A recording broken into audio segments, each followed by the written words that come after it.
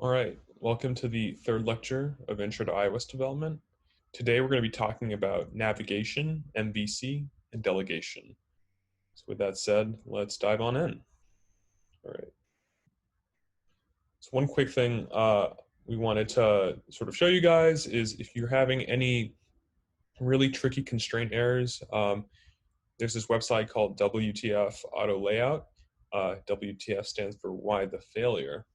And it's just a really handy tool if your console is printing out some crazy constraint errors that you can't sort of debug yourself, and it'll tell you what's wrong with your constraints. So it's just a handy tool to save time. So yeah, feel free to use that in upcoming projects. So I want to quickly talk about different ways of doing UI in iOS. On the left here, we have frame-based, which you can think about the screen as a frame, and you can specify coordinates of where you want to put your components.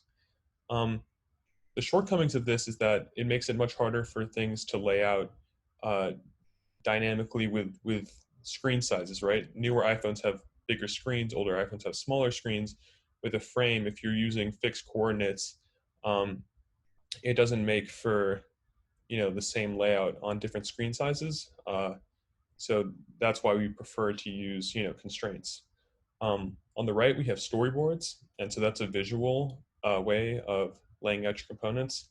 Um, However, with code bases that grow in complexity, it's much harder to work and contribute to these code bases without potentially making a change in affecting other parts, because storyboards are sort of, you're abstracting away all the code, and so as opposed to a programmatic approach, you're able to pinpoint exactly what each line is doing and change it and be very precise. And so it helps with scalability and keeping things modular.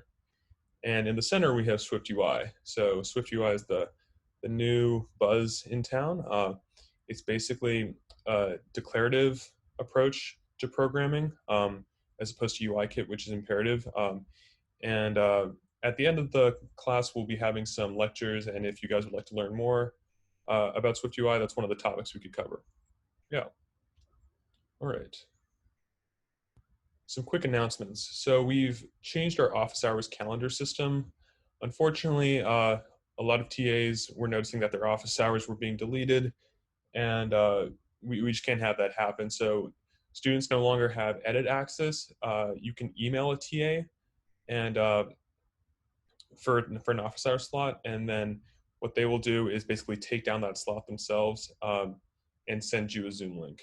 Um, Another thing is if you are having need some help with any project or something like that, please don't email us. Use the Piazza. We want that to be the forum where all communication happens between core staff and students.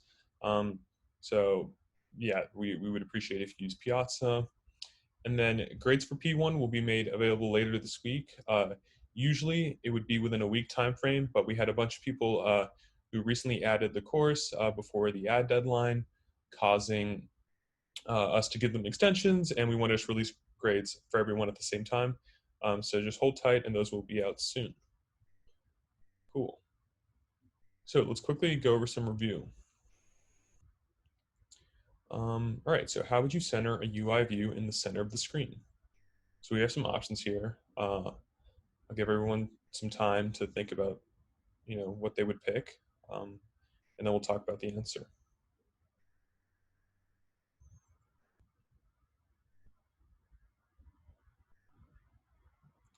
All right, so the correct answer is E, A plus C. And the reason for that is if we want to center in the screen, we need to center it along the X axis and the Y axis. And the way we do that is by accessing our view's center X anchor and center Y anchor and setting them equal to the larger view's center X anchor and center Y anchor.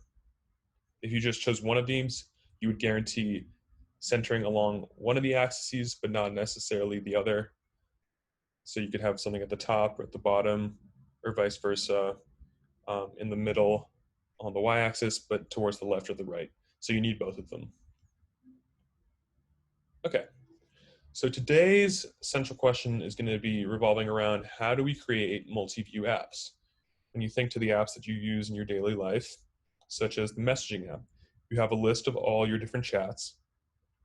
And when you click on one, it'll push a new view controller that has the contents of that specific chat, right?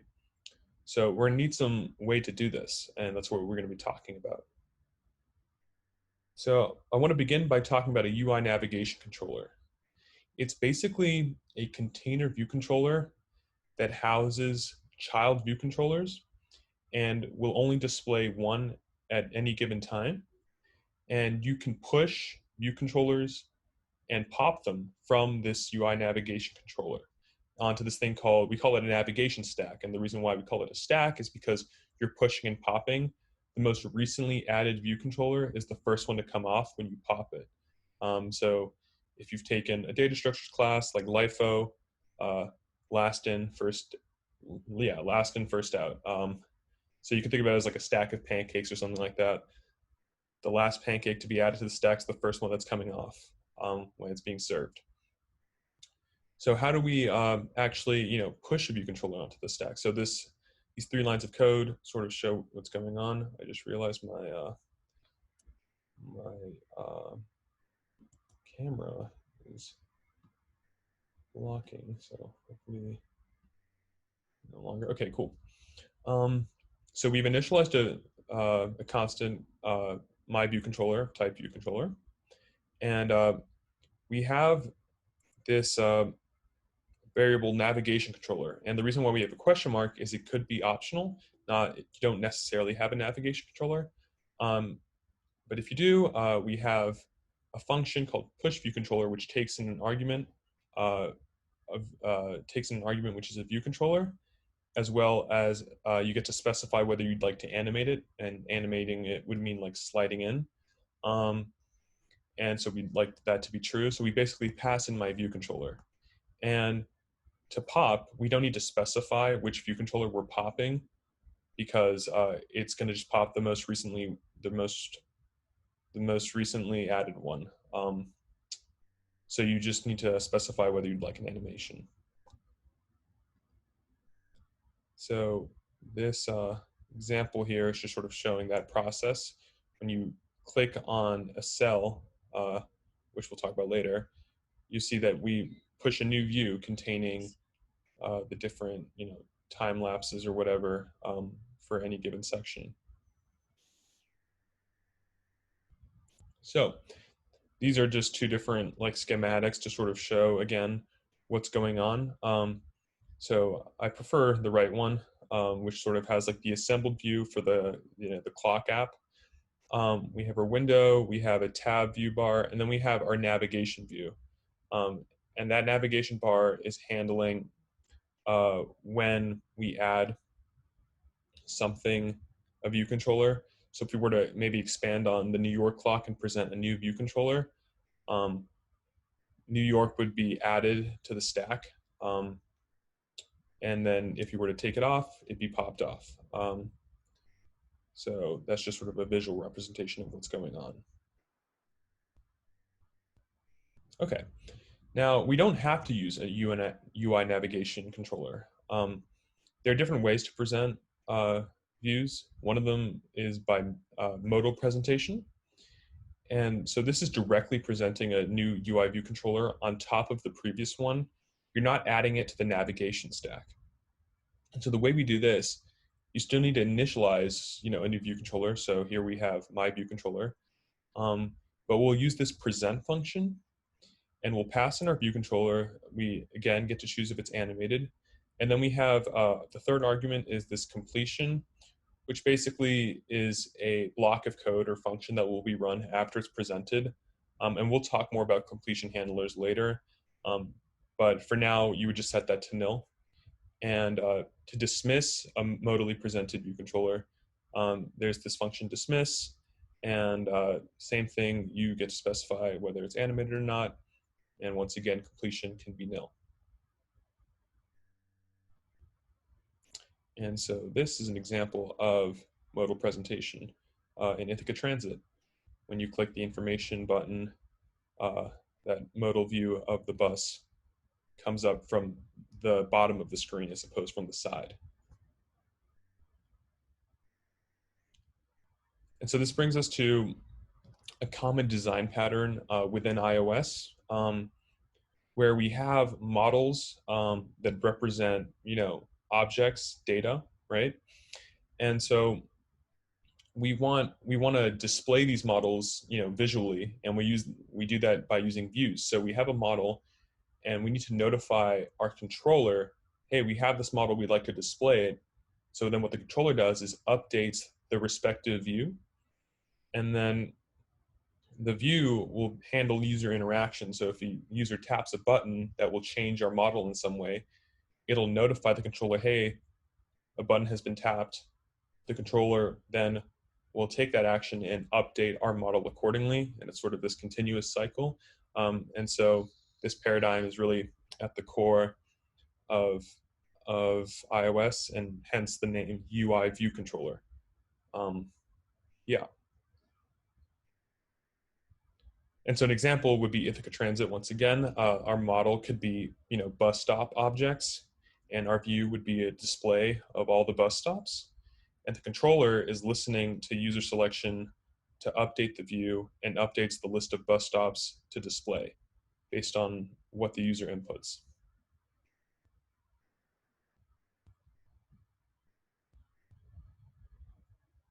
All right, so now we're going to talk about delegation.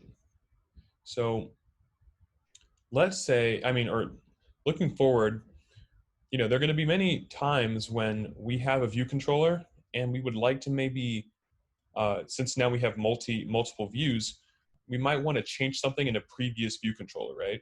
We want to pass information between view controllers. Now, you can't just explicitly do that. When you present a new view controller, you no longer have access to other view controllers on the stack.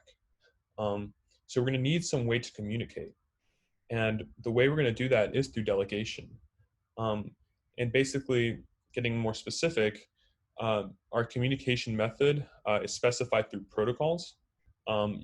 Protocols are, if you've taken Java or have learned Java, protocols are like interfaces where, um, you know, classes will conform to them.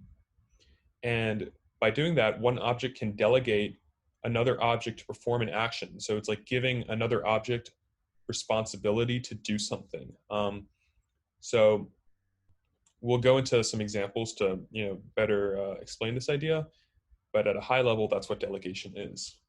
And to be specific, an object delegates um, an action to another object through that protocol. So the protocol is what defines the communication method. So let's begin with a restaurant analogy. So let's say we have three things. We have a chef, we have a customer, and we have a menu. So the chef knows how to cook items on the menu, and the customer would like to order items off the menu, right? So, they're in separate rooms. They can't talk to each other. They need some way to communicate. And so the menu is going to be the protocol, right? That's going to define our form of communication. And so what the customer is doing is it's delegating to the chef to make their food, because the chef knows how to cook the menu items, not the customer, right? The customer needs someone to actually make their food. So by delegating that responsibility to the chef, they'll ultimately be able to eat in this real world example. So now putting this idea into some code, let's look at our different things. We have a protocol called menu delegate, and it conforms to a class, so it's a class. And we have a function called make burrito. Now you'll see in the protocol, like an interface, it's not actually implemented. It's just saying, hey, for anyone who wants to conform to this protocol, you will have to implement this function, make burrito.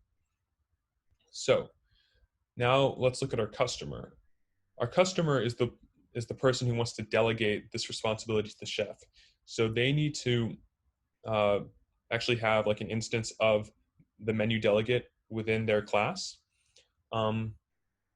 And we want to specify who we want to delegate this responsibility to. So you'll see in its initializer, we pass in uh, a delegate, someone who we're going to actually delegate this responsibility to, and I'll go into that in a second, and you'll see. Okay, so we'll leave that there. Now let's look at chef. So chef conforms to menu delegate. So you can see in the red text, we have it conform to menu delegate. And so by doing that, we need to actually implement the function. So you'll see function make burrito. And if we were not, like if we didn't have make burrito and didn't implement it, Swift would, or Xcode would be mad at us because it's saying, hey, you're supposed to conform to this protocol, but you haven't actually implemented function make burrito. But we have in this case, and we're going to print making the burrito. So now coming back to the customer side, um, we have this function order burrito.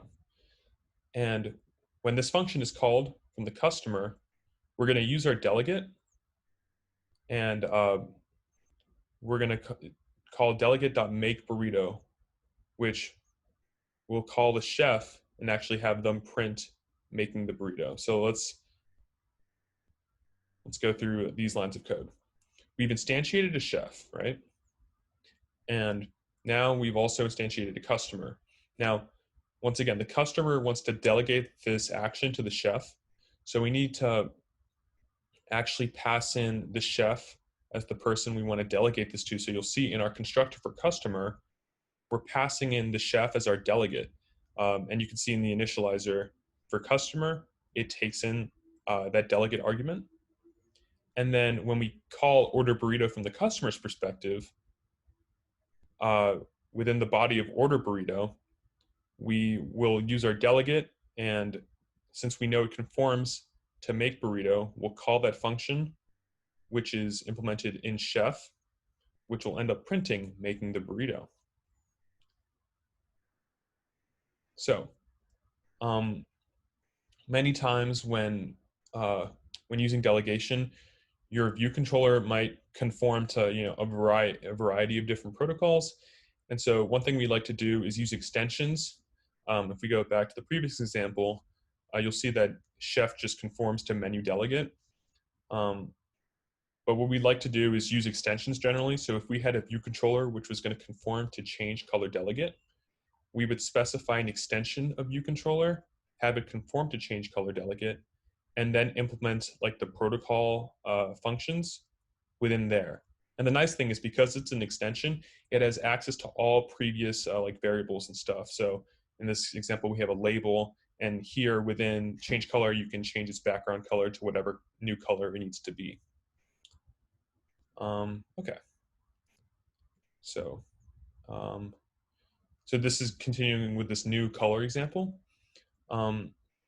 You'll see that within our view controller, when we present this other view controller will eventually want to delegate the responsibility of changing color to this existing view controller.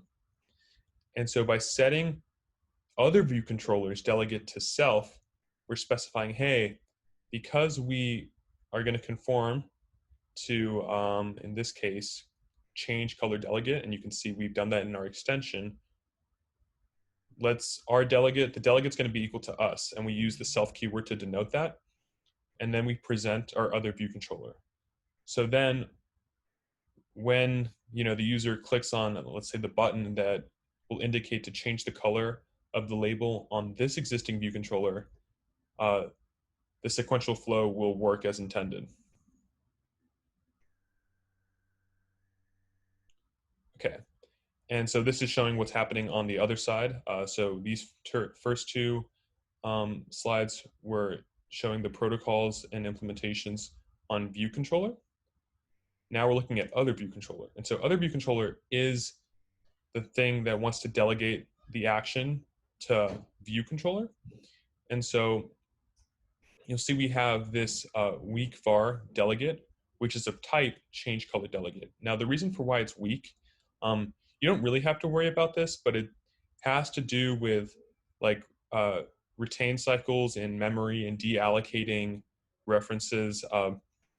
So that's just a bunch of mumbo jumbo.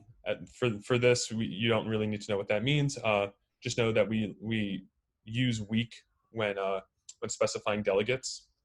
And so now you'll see within tell view controller to change color, since we in the previous slide have set delegate to be this existing view controller, within this new function, tell view controller to change color, we simply access our delegate, since it's a variable within this view controller, and then call the function did change color, and we pass in the color we'd like to change it to. So in this case, we're passing red.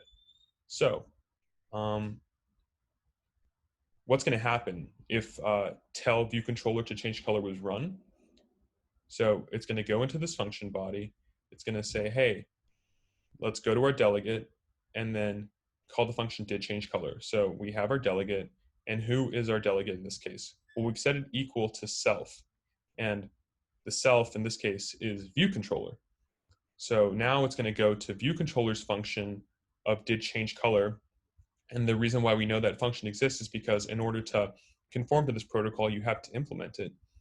And then at the very first slide, we have the actual implementation of that function, did change color. And within that body, we have label.background color equals new color. So this is a lot to think about, and it's definitely hard to get at first. So please, ask all the questions you have on Piazza. We're going to go through a demo right now, and hopefully it would help to make better sense of how delegation works. But this is just like an overview in a more abstract way. Okay.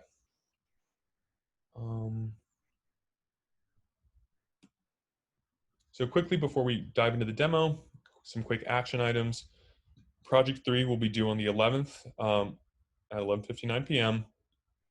And just to reiterate, we have our new office hour system. So with that, let's go over to the demo. So I'm going to quickly open up Xcode, and I'm going to make a new project. So file, new project. As same as before, as last week, we're going to select app, and we're going to give it a name. So I'm going to call it L3 starter, and we want our interface to be storyboard and our language to be Swift. And then once we click create, you could just save it anywhere. I'm just going to save it in my downloads.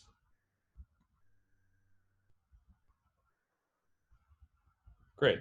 So now we've created our project. Same thing as last week. We want to remove the storyboard. And so we're going to come over here. We're going to right click. We're going to click delete.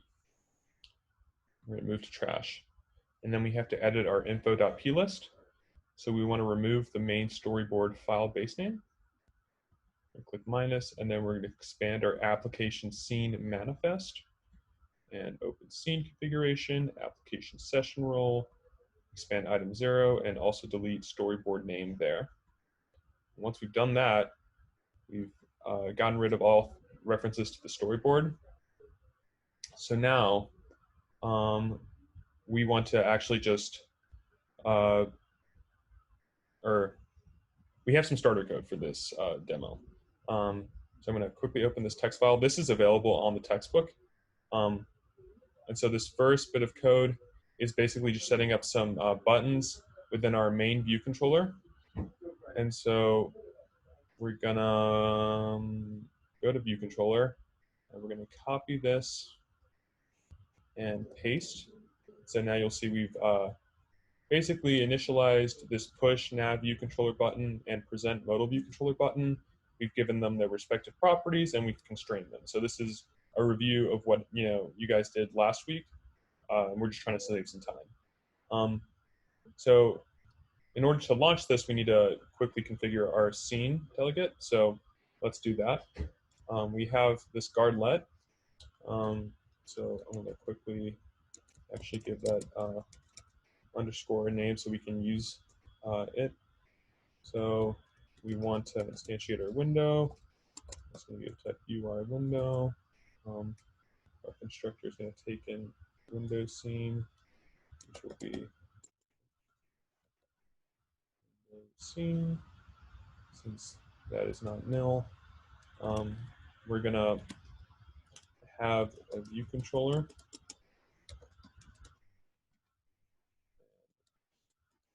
Set equal view, and we want to set this to our root view controller.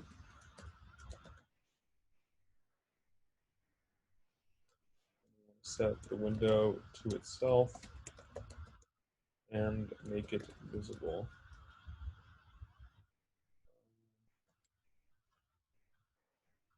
Okay, so with this stuff, let's just run our app now and see what happens. So I'm gonna pull up the simulator.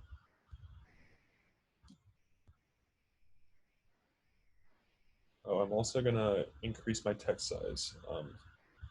Forgot about that in previous weeks. Hopefully this is big enough now.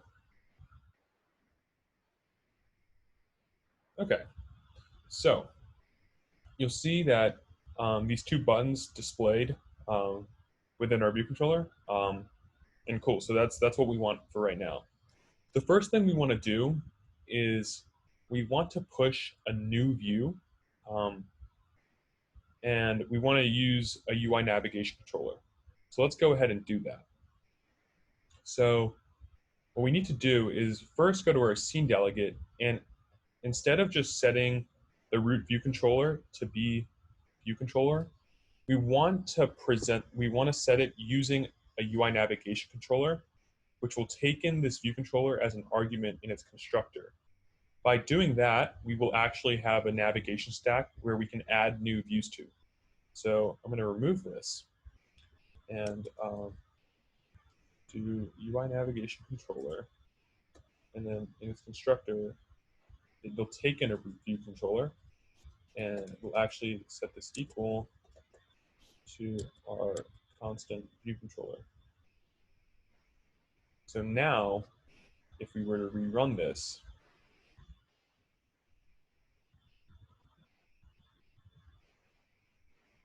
you'll see it's pretty subtle, but now see this slight bar, um, and this like sort of grayed out area. That's the navigation bar, and before this wasn't here. But now since we presented the root, or we set the root view controller equal to a UI navigation controller, we have like an actual navigation stack where we can add new views to. So this is like a great starting point. So now let's go ahead and do that.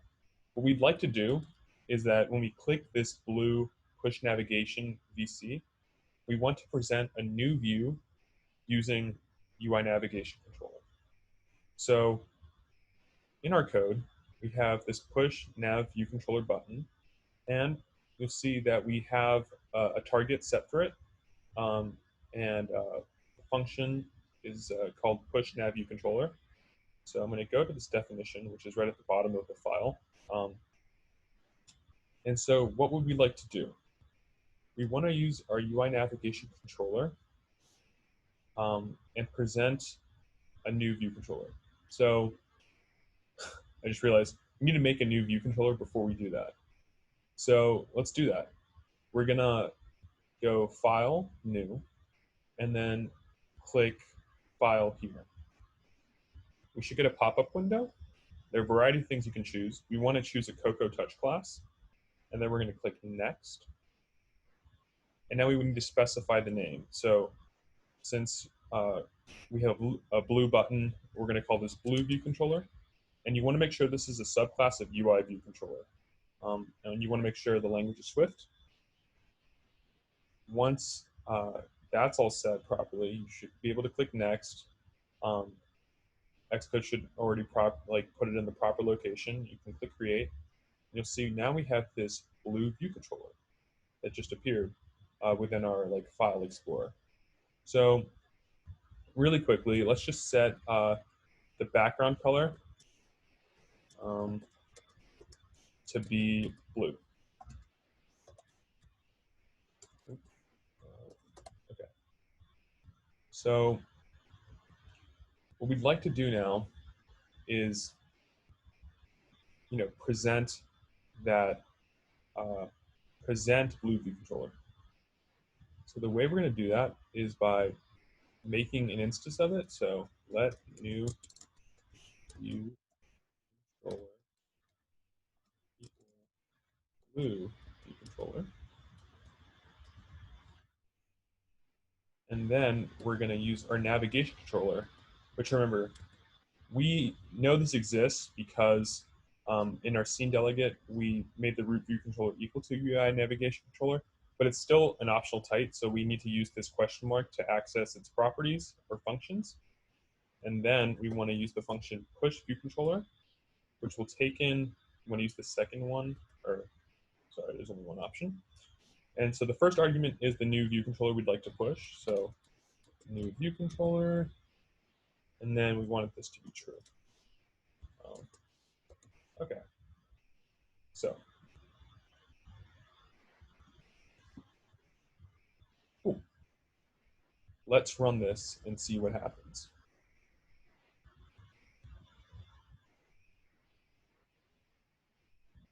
So we have, once again, those buttons. Let's see what happens when we click push navigation view controller.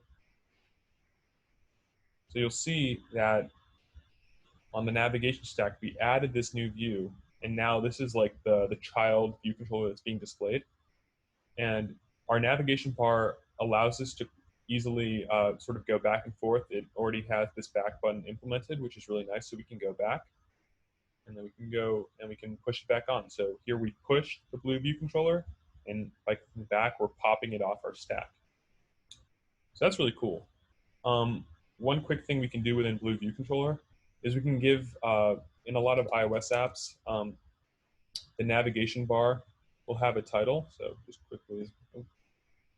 quickly going back to simulator, we'll actually have a title up here. So we can set that title to be blue controller. So now if we were to rerun really quickly,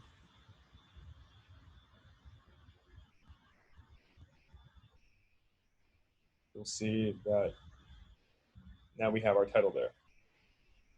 Great. So now we want to work on modal presentation. So this red button is going to present a new view, but not using our navigation stack, rather using a modal presentation.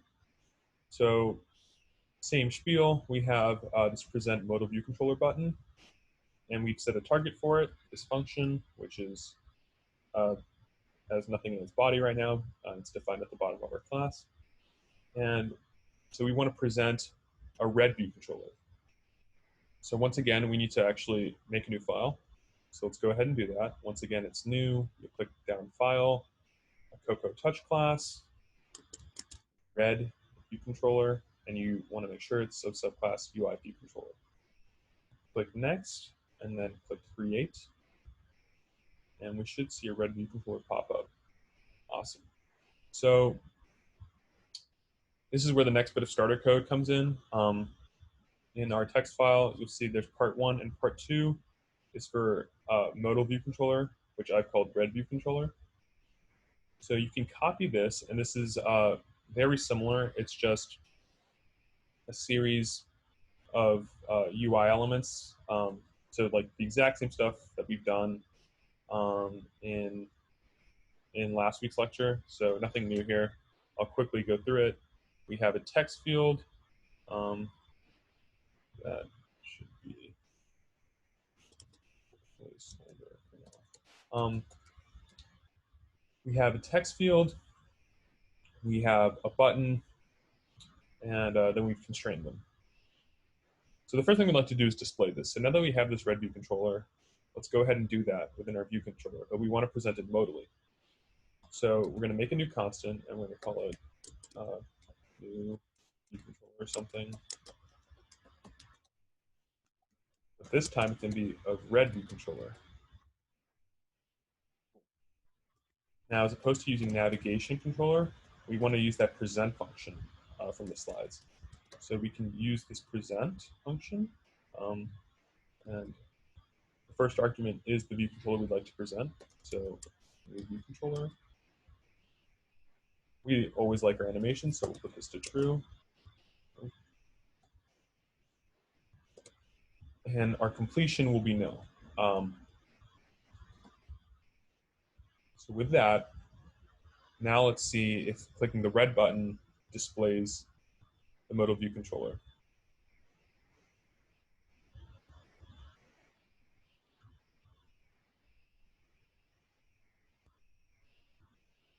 Awesome. So did you see how it comes up from the bottom? So we've successfully presented it modally. Now we want to dismiss it. Since we didn't use a UI navigation controller, there is no predefined back button, since there is no navigation bar at all. And so clicking this dismiss button, we would like it to dismiss this red view controller entirely. So let's go to our red view controllers file, and you'll see we have this button that I mentioned previously, dismiss and save text. And you'll see we've added a target, and we have this function that's called dismiss view controller. So going back to the lecture slides, there's a dismiss function. And you don't need to specify the view controller since it's going to, it knows that you're referencing this view controller since it's the most recent one that's been presented modally. So you can just set whether you'd like an animation, and once again, the completion is nil. Now with that, if we were to rerun again,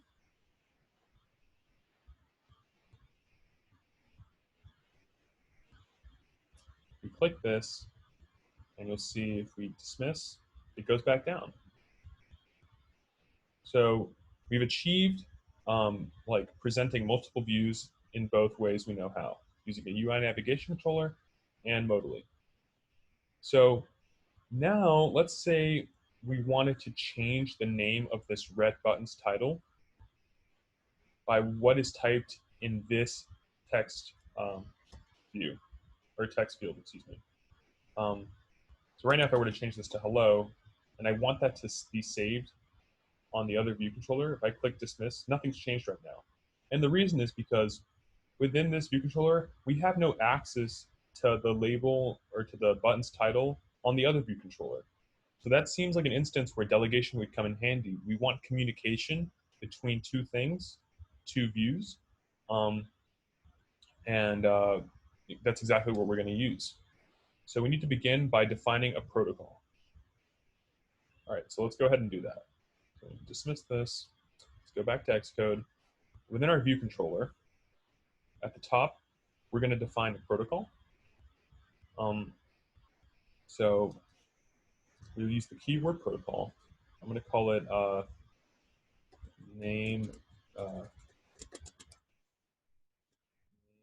delegate, since we want to change the name to class. And within this protocol, we want a function.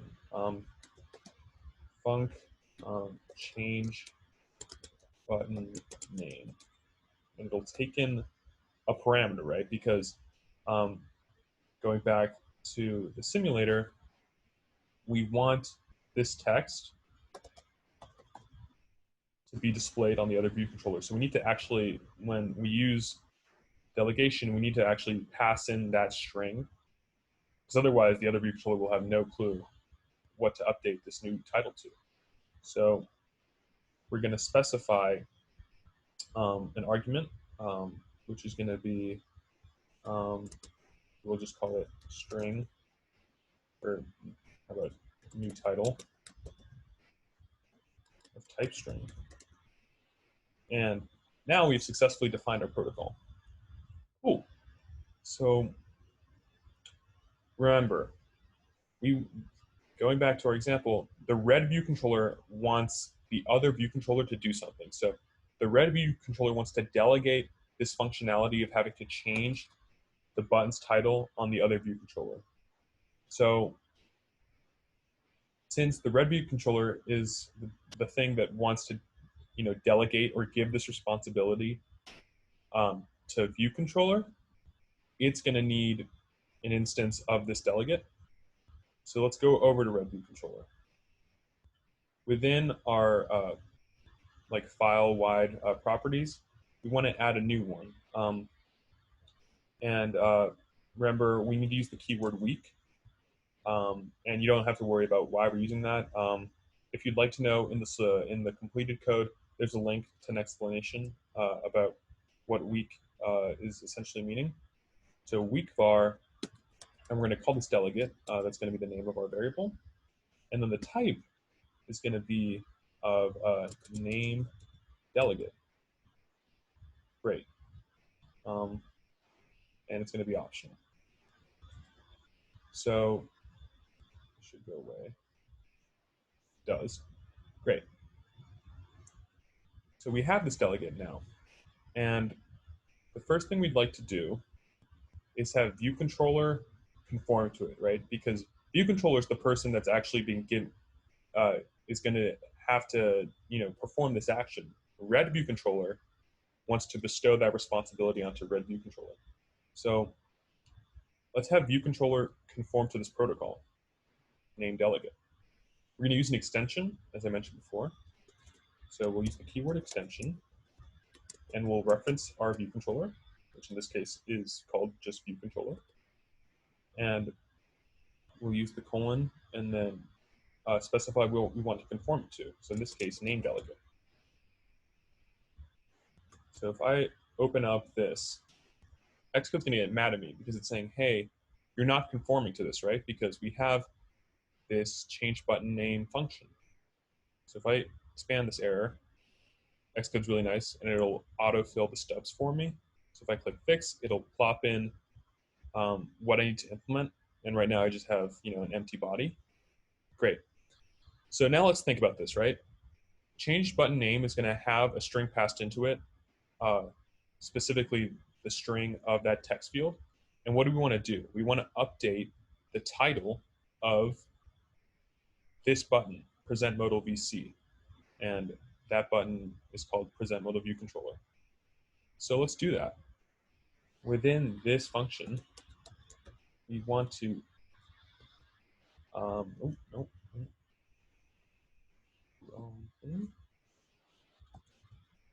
we want to set the title present modal view controller button. So we're going to use the set title property. And what's going to be our new title? It's going to be the string that's passed in. New title, right? Since that's an argument. And it's going to be for the normal state. Awesome. So we have this function, right? And you're thinking, okay, cool. This view controller conforms to protocol. We have red view controller. We have this delegate. Let's go ahead. Let's try and run this code, right? So let's do that.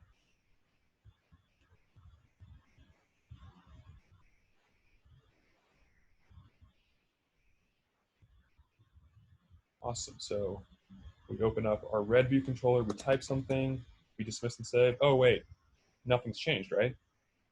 Now, the reason for that is twofold. First off, within red view controller, we haven't specified to do anything with this delegate.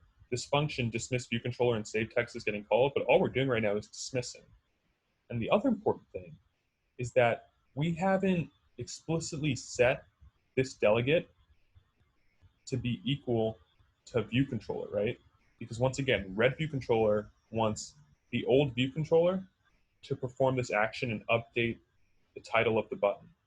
So we need to explicitly say that this delegate is equal to the previous view controller. And we do that within view controller. When we present our red view controller, we have this constant now, new view controller, which is an instance of red view controller. And red view controller has that delegate property.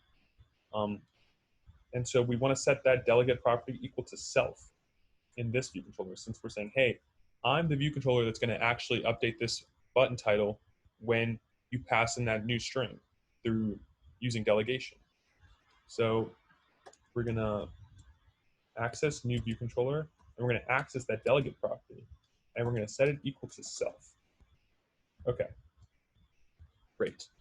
So now that we've done that, the last thing we need to do is in red view controller actually call our delegate and call that specific function in the protocol. Remember, the protocol is like the communication method. Change button name. And since Red View Controller knows the new title that we'd like to update, right? Because Red View Controller has access to the text in the text field, we just pass in that function. We pass in that text into the argument. So before we dismiss, we want to use our delegate. And remember, delegate is optional, so we're going to use that question mark to access its function. And the function is change button name. So what string are we going to put in here? We're going to put the string text field dot text. And so text field dot text is of type optional. I could do an if let. I'm just going to denote, actually, let's just do that really quickly. So if let text is equal to text field dot text.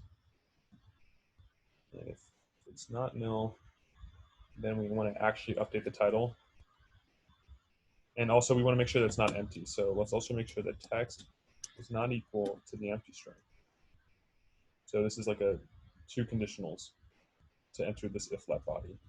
If it does, we just want to update the new title to be text, since text now holds the non-empty string, non-nil value in the text field.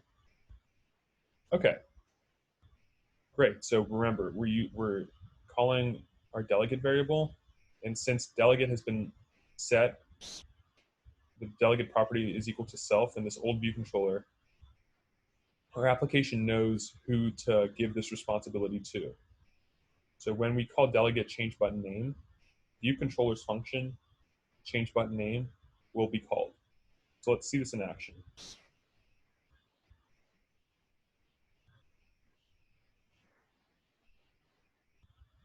So we will click our present view controller. We have this text. So let's click hello. Let's dismiss and save. And what do you know? Now the title has been changed to hello. So we have successfully used delegation to communicate between two view controllers. Now, this is pretty simple, right? All we're doing is changing a title, but in the context of iOS applications, this is huge, right? Like, let's say, going back to the messaging example, if you have a new message that's unread, when you open up um, that specific chat, and then you go back to the list of all your chats, you don't want that button that says like unread to still be there. You want that to disappear. That's an instance of where delegation comes in. So there are all these instances, and this was really at like the core of iOS applications. So it might seem relatively small with just changing the title, but this has huge implications. All right, so there's one more thing we'd like to do in this demo, and that is you'll notice that right now in our app, whenever we launch Red View Controller, the placeholder text for the text field is always placeholder. I wanted to actually just pre-populate with the value. Okay, so now I just changed it to placeholder. But if I rerun it, I wanted to pre-populate with the actual title that is set for the red button. And so you'll see present modal VC. If I tap this right now, it just says placeholder. So we'd like to change that. So let's go ahead and do that. In our Red View controller, you'll see that text field.text is equal to placeholder. Let's create a new string property. So let placeholder text be of type string, and we want placeholder text to be equal to the text field. But right now we haven't actually initialized this to anything. So we need to guarantee that this will actually have a value. And so what we're going to ultimately say is, hey, any single time you make an instance of Red View controller, you need to specify what the placeholder text is going to be. because going back to our example, when we first launched Red View Controller, this this button knows what the title, its own title is, and so we'd like to give that information to Red View Controller. So we're going to use an initializer. So you can use init, which you don't need to, is a function itself. You don't need to say func. So you can specify, like you can do your own customized initializer. And so here we're going to have, placeholder. It's going to be type string. And then we're going to expand body. And the first thing that Xcode's going to say is you also need like another like failed initializer. You don't really have to pay attention to that. Just click fix, and it'll populate that. Now you'll see that it's complaining that our initializer doesn't call like the super, sort of like a super init. And so that's the first thing you'd like to do. You need to do. So you can ignore a lot of the stuff that I'm doing here, but you will need to make a call to the super initializer. And now what it's saying is, hey, we still have this placeholder text. You haven't actually initialized this to anything. We need to do that within our initializer. So we're going to now give placeholder text. We're going to set this equal to whatever placeholder string was passed into our initializer. So now placeholder, change this to capital H to keep camel case, actually has the correct string value, and we know it's not optional because this initializer gets called every single time we make an instance of this class. So let's bar. And what else is in that? Sometimes order is weird. Let's see if it's because the order. Okay, yeah, you have to do that before the super call. Great. The last thing we need to do is actually update when we made an instance of Red View Controller, because if we go back to View Controller, you'll notice that we created an instance of Red View Controller but passed in no arguments. If we were to build this now, Xcode's going to say, hey, you're missing arguments now. And so we need to actually pass in a new string. Remember, it's placeholder. And what's the string we want to pass in? We want to pass in the title of present mode of view controller's button. So string in this case is going to be present mode of view controller button dot this title label dot text, and once again this is optional. It could be nil. I'm going to give it this nil coalescing operator. It's basically saying, hey, if this is nil, just default to this value, and I'm going to put placeholder.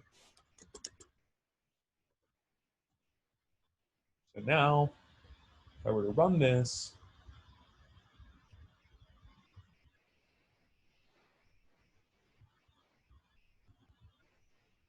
and I click this button, you'll see that the text field now has the previous title from the button in View Controller. And if I update this, and we dismiss, it'll change it.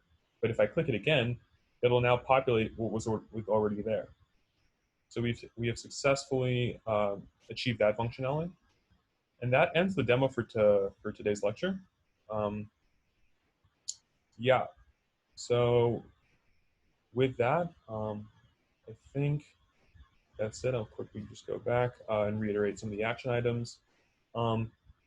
Please, yeah, just project 3 is due this upcoming Sunday, and be sure to acquaint yourself with our new office hours system. The textbook will be updated with new directions on how to use that. All right, thank you very much. Bye.